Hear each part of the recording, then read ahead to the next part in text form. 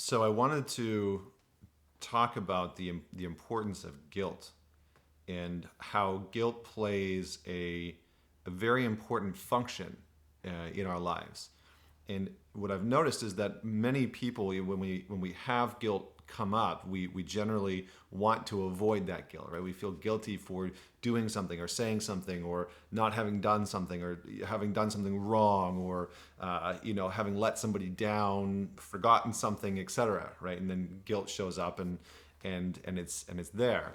And I was working with a client, and this individual, through the work that we were doing, started to realize that their relationship to guilt was one of active avoidance, and that guilt was sort of seen as this experience that something was undeniably wrong with them or with their actions or something to do with them, right? And their the way that they show up in the world.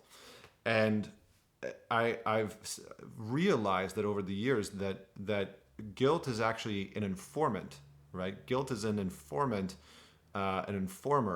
of our not only our inner experience, but it is trying to subtly push us back towards a center line of authenticity, of how we are meant, how we are sort of architected, right? Architected internally. Our inner architecture is sort of wired for us to gravitate more towards an authentic state of being, right? And not only is it architected for us to want to move towards a more authentic state of being, but we are designed to want to move towards things that again either we want to avoid pain or we want to move towards pleasure. And so guilt plays this very interesting function where I kind of think of it as the guardrails when you go bowling, right? Like when you remember being a kid or maybe a young adult or an adult and learning how to bowl for the first time.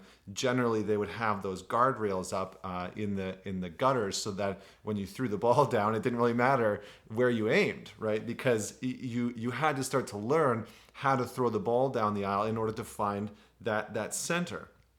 And so for me, guilt is almost like the guardrails in the bowling alley. We are going to attempt to show up in life, to show up in relationships, in work and business, and with our families and friendships.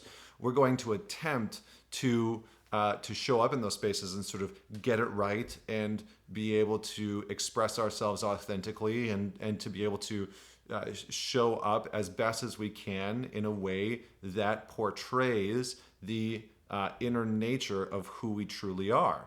And when we don't, guilt plays an important role in being able to say, hey, like you should pay attention to this, right? I'm here to inform you. It's sort of like the person knocking on the door telling you that part of your house is on fire, right? Or the person that's knocking on the door telling you that you're missing something in your home, right? And so we need to be able to cultivate a relationship with this informant. We need to be able to cultivate a relationship with this part of ourselves that is trying to attune us a little bit more closer to our authentic selves, right? Because guilt shows up in moments, and there's a few different types of guilt, but we need to let go of the villainization and the victimization of guilt, right? We need to stop seeing it as something that is holding us back and start to empower it, not as something that we are leaning on or something that we need or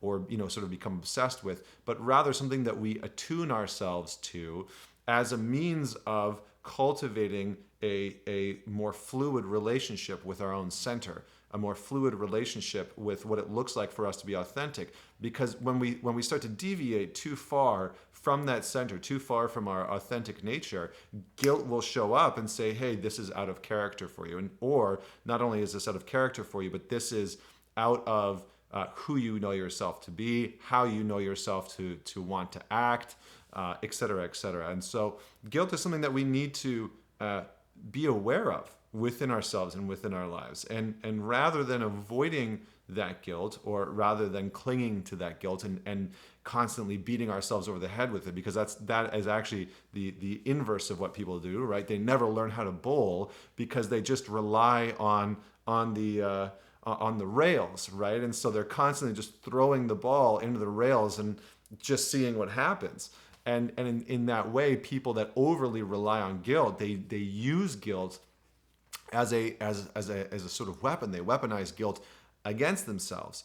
And so in either way, regardless of what your polarity is with guilt, whether you are someone that doesn't like to experience it or you're someone that over relies on guilt, we need to be able to start to utilize guilt to come back into that center ground, right? Guilt has an important role in our life, and the quicker that we can become friends with it, the faster that we'll actually be able to continue to move towards center, continue to move towards a sense of acting in accordance with our inner alignment.